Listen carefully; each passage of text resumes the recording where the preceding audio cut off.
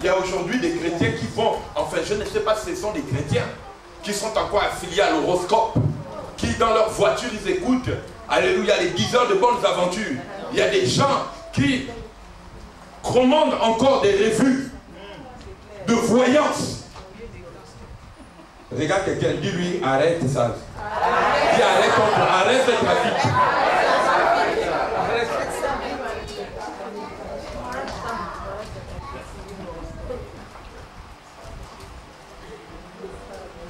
Dieu ne t'a pas fait chien, tu es être humain. Laissez les Chinois avec leurs bêtes, ils vont être punis par Dieu. La Bible dit qu'ils n'ont pas aimé Dieu, ils ont adhéré à la créature au lieu du Créateur. Romain est clair là-dessus.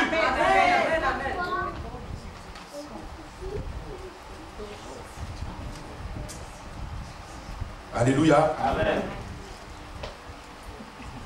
Qu'est-ce que je disais tout à l'heure, frère Norbert?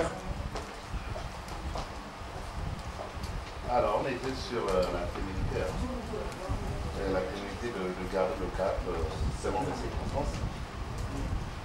Que ce soit les obstacles pour la conquête de l'histoire. Voilà. La témérité. Gardez le cap. Ne soyez pas facilement ébranlés dans votre bon sens. Vous savez, aujourd'hui, il y a une lutte entre venir à l'église et rester suivre des émissions de télé-réalité.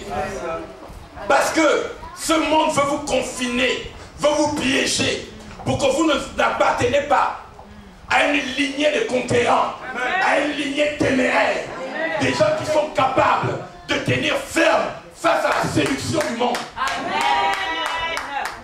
Gloire à Jésus. Alléluia. Est-ce qu'il y a quelqu'un qui m'entend ce matin? Amen. Alléluia. Nous devions avoir un regard. Nous devions apprendre à fonctionner en fonction des figures de progression. Vous savez, la Bible dit que les païens trouvent les païens, alléluia, les bénédictions d'Abraham trouvent pour les païens leur accomplissement en Jésus-Christ. Il y a toujours dans une vie une figure de progression. Comme dans ta famille, il y a eu une figure de sorcellerie qui a mis en place le système des totems, il est allé prendre des alliances de l'occultisme. Alléluia, il a établi toutes sortes de maladies. Tu fais des enfants aujourd'hui, les démons prennent des noms scientifiques.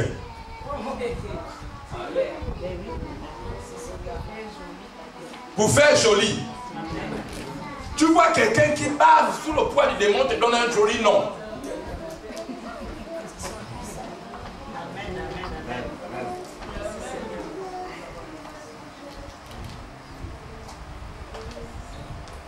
Mais quelle est la figure de progression que Dieu en face de toi? Quelle est la figure d'audace? Quelle est la figure de puissance? Quelle est la figure? Bouddha n'est pas une figure de puissance. Mahomet n'est pas une figure de puissance. Jésus a vaincu la mort. Mahomet est une figure guerrière. Mais il n'est pas une figure de puissance. Il n'est pas une figure de paix. Il est une figure meurtrière. C'est pourquoi ces descendants ont la rage. Ils sont issus d'une lignée meurtrière. Écoutez, vous pouvez parler mal de Jésus. On ne viendra pas vous tuer. Pourquoi? Parce que lui-même, il se défend. Et si votre Dieu est puissant, laissez-lui se défendre. Vous l'aidez pourquoi? C'est qu'il est impuissant.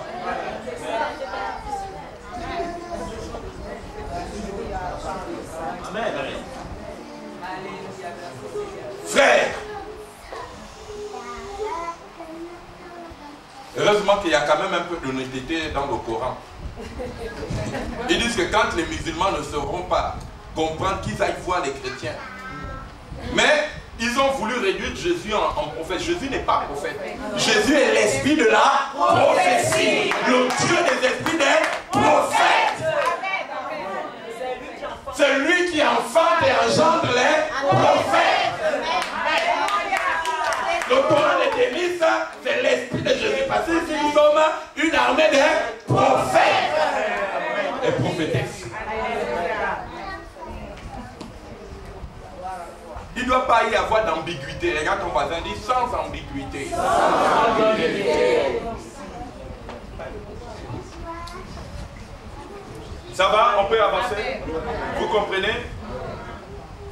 Frère, il doit toujours avoir une figure de progression. Aujourd'hui, si tu es chrétien, il faut que dans ta famille, les gens, quand on parle de toi, on trouve que tu es une figure de progression. Amen. Que les gens se rappelleront que cette figure-là a été celle qui a instauré, ou celui qui a instauré la lignée d'Abraham dans cette famille. Amen. Au travers des générations en génération. J'ai été suscité par Dieu dans ma famille pour déclasser les totems faits. Parce que personne ne pouvait réussir en dehors d'aller faire allégeance au totem.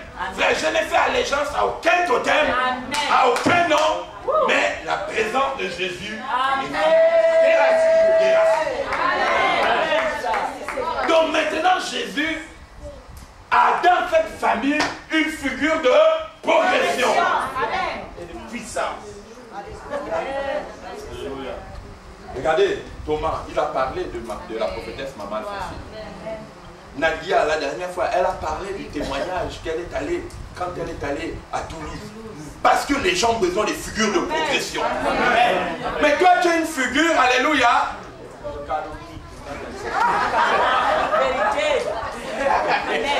Frère Célestin, tu as dit quoi, une figure de quoi?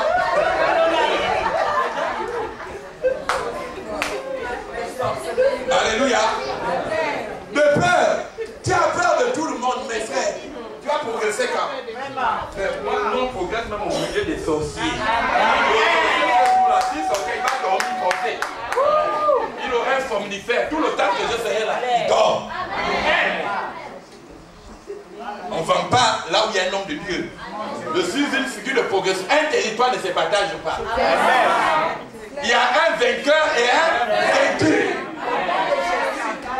Pas de négociation, pas de compromission. Pas de négociation, pas de compromission. Dans un territoire, il y a un vainqueur et un vaincu.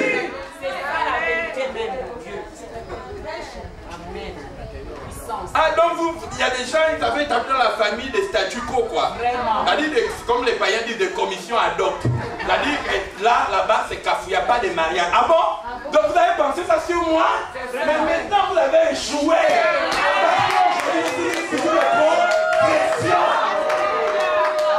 Donc vous avez établi la maladie là pour vous allez entendre que Jésus est rentré en terre et qu'il m'a délivré.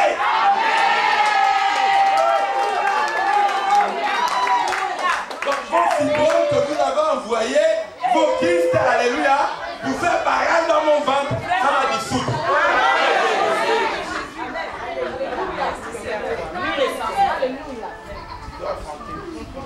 Comment à partir de 15 ans jusqu'à 16 ans, tu étais, excusez-moi du terme, la coqueluche, tout le monde te regardait. Mais dès que tu as eu 30 ans, même personne pour te siffler, c'est un problème.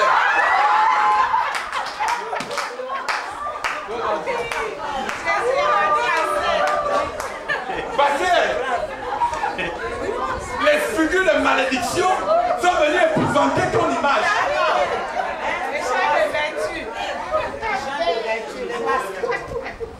On t'a mis un gros masque. Esprit de non-accomplissement.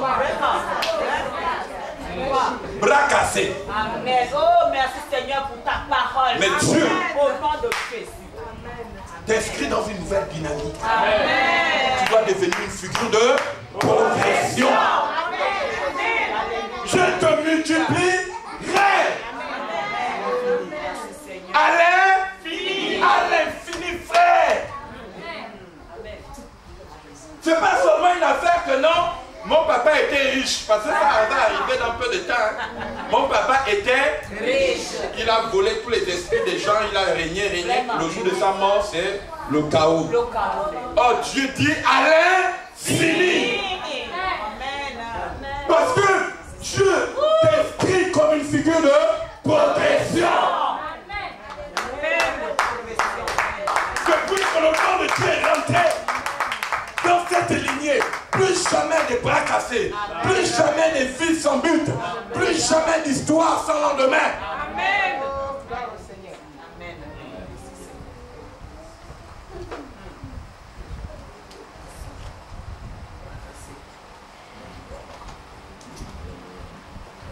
un bras cassé, tu vas tenir quoi?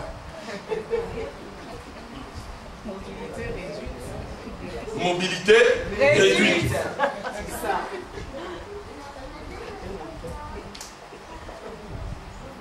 Dans une guerre de territoire, il y a un vainqueur et un vaincu. Un territoire ne se partage pas.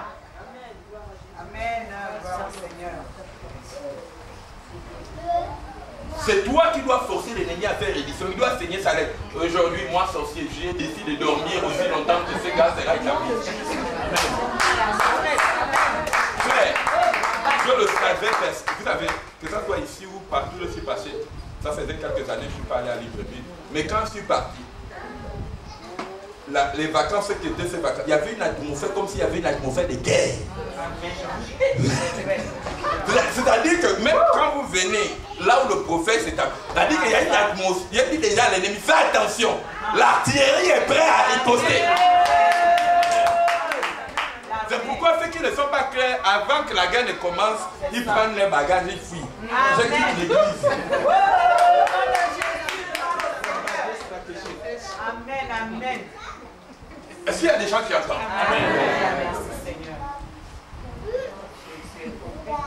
Dieu dit, je bénirai ta postérité. Et vous allez voir le verset 22 du 17. Verset 17. Abraham tomba sur sa face. Il rit et dit encore, naîtrai-je un fils à un homme de 100 ans et Sarah âgée de 90 ans, enfanterait-elle? Et Abraham dit à Dieu, oh Ismaël, vive devant ta face. Dieu dit non, voici encore, le gars il veut encore faire rentrer dans sa lignée un enfant qu'il a fait hors de la présence de Dieu.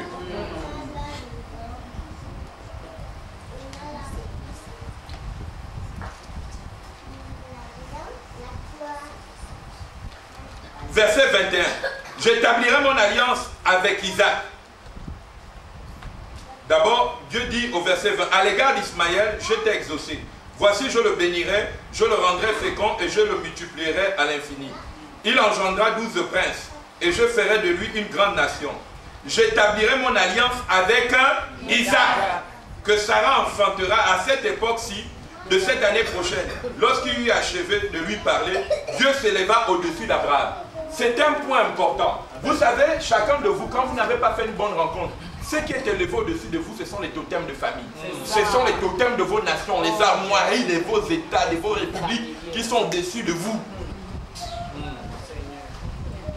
Tu es là depuis en Christ, on parle contre l'esprit de vol, mais ça ne peut pas te quitter. Parce que l'esprit est établi sur toi. Esprit truand. S'accrocher comme ça, c'est ta vie. En disant, toi là, on doit mourir ensemble à l'enfer. Mon nom de Jésus, je brise ce lien. Par exemple, quand tu n'es pas non, c'est l'esprit de tabac qui dit, toi là, je ne quitterai pas tes lèvres. Tu peux tout dire. Je vais t'accrocher à tes lèvres, toi et moi. C'est la preuve que tu vas aller en enfer. Même chose avec l'alcoolisme. Toutes les perversions qu'il peut y avoir. Mais la Bible dit que Dieu, dès lors que Dieu parle à Abraham, son esprit s'établit. Écoutez, vous savez, quand vous voyez un homme commencer à réussir, ça veut dire qu'il y a un esprit qui est établi au-dessus de lui. Quand vous voyez aussi un homme commencer à échouer, ça veut dire qu'il y a un joug. Il y a un joug qui le maintient dans l'assujettissement, dans la servitude.